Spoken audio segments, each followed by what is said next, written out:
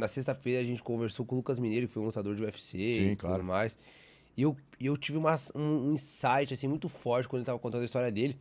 Que ele conta que quando ele teve a oportunidade de começar a lutar e caminhar mais para o sentido profissional do negócio e deixar de ser apenas uma atividade, um esporte ali, ele comia uma vez no dia, assim, o técnico dele dava R$ 2 no dia lá, que ele comia num lugar ali de São Paulo que servia esse almoço e tal.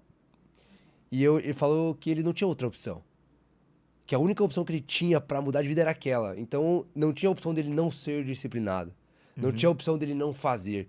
E aí, nisso me remeteu algo no sentido assim que, às vezes, quando você tem muito mais possibilidades, muito mais opções, talvez isso acaba te tirando um pouco esse lance da disciplina, desse comprometimento. Quando você não tem muita opção, Não tem você... plano B, né? não tem plano B. É esse plano A ou esse plano A.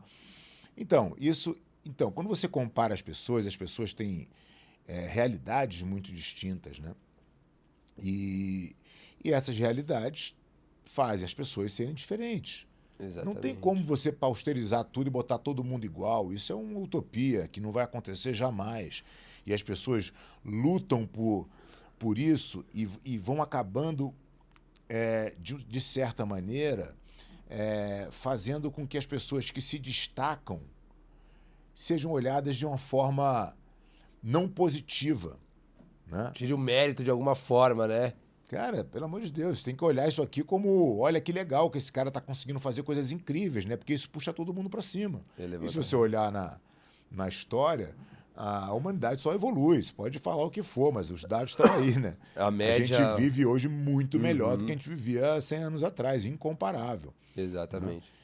Então, eu acho que é por aí. As pessoas são diferentes, têm que assumir essas diferenças e têm que tentar ser o melhor que elas podem ser. Com as condições que elas têm. Eu acho que um grande erro é você tentar se comparar com alguém, né? Porque, de novo, né? As pessoas são muito diferentes. Entendeu? Então, assim, é o melhor que você pode ser naquilo que você está se propondo a fazer. Entendeu? Sim. Não é o quanto o outro é bom. Entendeu? E você pode até olhar aquilo e falar, olha, se eu sei que eu queria ser corredor de 100 metros rasos. Aí eu vou me comparar com o Usain Bolt. Eu falei, puta, não dá para eu ser corredor de 100 metros rasos. Né? Mesmo que eu treine muito, eu não tenho biotipo, eu não tenho explosão, minha fibra muscular não me dá essa velocidade. Cara, é o lance da ferramenta na função errada, né? É isso. Eu vou escolher outra coisa para fazer. Muito mais inteligente eu escolher uma coisa que eu tenha aptidão para fazer e aí me dedicar naquilo, do que eu escolher um sonho porque eu quero, entendeu? E que eu vou ter muito pouca chance de sucesso. E aí me vem na cabeça o porquê que você escolheu o jiu-jitsu. Você avaliou isso ou você... É óbvio que eu não avaliei época, porque eu não tinha o menor conhecimento para tal. Você sabe que tem uma... Eu conto bastante dessa história, né? Essa pergunta é recorrente. E tem um professor, né, ele já faleceu, um professor de Harvard chamado Clayton Christensen. E ele criou um conceito do porquê as pessoas compram o seu produto ou contratam o seu serviço. De uma forma, de uma pesquisa mais profunda, para saber realmente o porquê aquelas pessoas fazem aquilo. Ele chamou esse conceito de job to be done. Né? Então, é uma pesquisa bastante aprofundada do que é. O meu job to be done no jiu-jitsu foi porque eu queria fazer uma arte marcial, eu estava numa fase de adolescente, saindo da proteção da família, né? Do pai e da mãe, andando na rua sozinho, enfim. E eu não queria me sentir vulnerável. E eu comecei fazendo karatê, entrei no karatê, eu via Bruce Lee na televisão, eu queria fazer alguma coisa de striking e tal. Fiz alguns meses de karatê, mas eu tenho um irmão mais velho, de 3 anos e meio. E eu chegava em casa e a gente, assim, brincava, dia sim, o outro também, né? Era padrão de quem tem irmão, né? E eu com o meu karatê, chegava o meu karatê era muito ruim e ele sem fazer nada era melhor que eu no karatê. E aí eu comecei a aprender alguns movimentos de jiu-jitsu, o jiu-jitsu começou a funcionar para mim e eu falei, cara, não apoio mais do meu irmão. Por causa do jiu-jitsu, não do karatê. Não do karatê. E eu aprendi alguns movimentos, entrei no jiu-jitsu e vi que aquilo realmente me salvava do meu irmão completamente. O meu job to be done é não apanhar do meu irmão. E aí, isso me levou para entender a eficiência da arte, né? Eu tinha aí 13 para 14 anos. Imagina, eu com 13 para 14, meu irmão com 17 para 18. Era uma diferença muito grande de tamanho e eu conseguia tranquilamente dominar ele com a técnica. Tanto que logo depois ele entra também, meu irmão também é faixa preta e tal. Mas foi isso que me levou, esse encantamento pela eficiência, né? A defesa pessoal, eu queria me sentir seguro, passei a me sentir seguro. Agora, o que faz as pessoas entrarem no jiu-jitsu, ou pelo menos fazia naquela época, é diferente do que faz hoje, até porque a relação de perigo é totalmente diferente, né? Antigamente era comum, eu quando era garoto andando na rua, ter brigas era uma coisa totalmente comum. Hoje é muito mais raro, muito menos aceitável, né? A sociedade evoluiu nesse sentido. Então, as pessoas não procuram o jiu-jitsu tanto mais como defesa pessoal, embora seja sempre muito melhor saber e não precisar do que precisar e não saber, né? Então, a defesa pessoal guardada no bolso é sempre bom, né? Mas as pessoas, na verdade, não procuram o jiu-jitsu tão mais por isso. Procuram por outros milhares de razões. E todo mundo que procura o jiu-jitsu por defesa pessoal rapidamente muda, né? Ele procura pela defesa pessoal, mas ele não permanece pela defesa pessoal.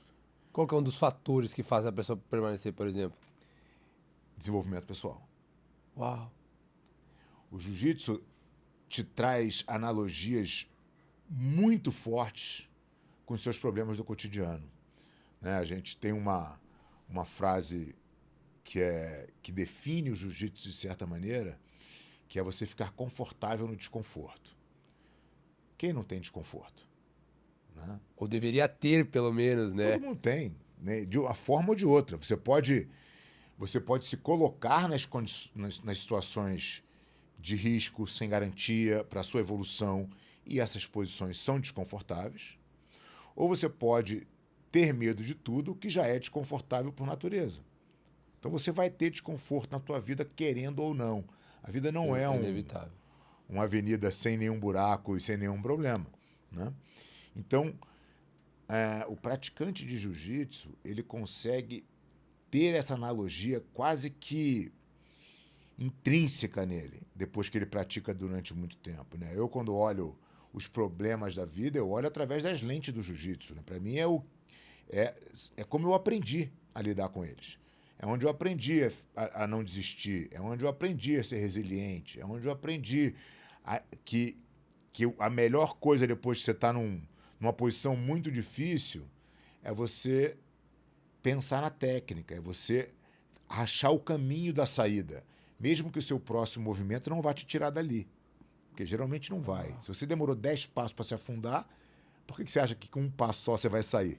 Cara, entendi. Então, basicamente, os comportamentos que você aprende no jiu-jitsu são os comportamentos que na vida... Que você deveria ter. Caraca. Entendeu? Porque o que o jiu-jitsu diz na sua essência, né? Se a gente for lá atrás, para também não complicar muito para quem não pratica. Mas o jiu-jitsu, a primeira aula você aprende o seguinte: tudo que você faz por instinto tá errado. Uau. A luta, ela foi desenvolvida baseada nas suas reações instintivas. Então, se eu te boto numa determinada situação e você não tem técnica, é o instinto que você vai usar, porque é o instinto da sobrevivência, né? Se alguém quer me bater no limite de uma luta, é a morte, né? Então, o instinto de sobrevivência está muito forte nisso aqui. Como eu faço para me proteger?